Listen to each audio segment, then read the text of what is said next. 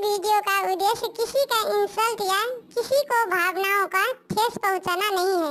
इस video का सिर्फ और सिर्फ मनोरंजन के लिए बनाया गया है। इसे अपने दिल पर ना ले। हम सभी कलाकारों का सम्मान करते हैं। धन्यवाद। सोना के डाला में मोतिया रुमाल है, जतनी चुमायब आमा ओतनी आशीष है। जिया है दुल्हा दुल्हन लाखों बरिस है, जिया है दुल्हा दुल्हन लाखों बरिस है। सोना के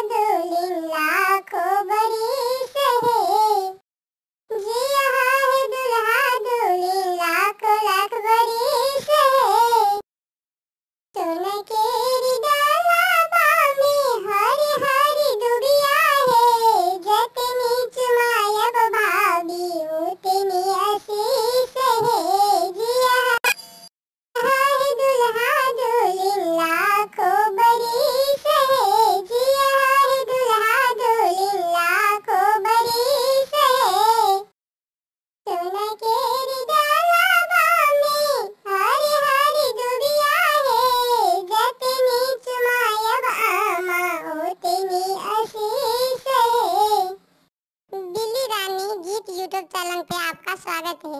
यहाँ पर आपको एनिमेशन वीडियो गीत मिलेगा।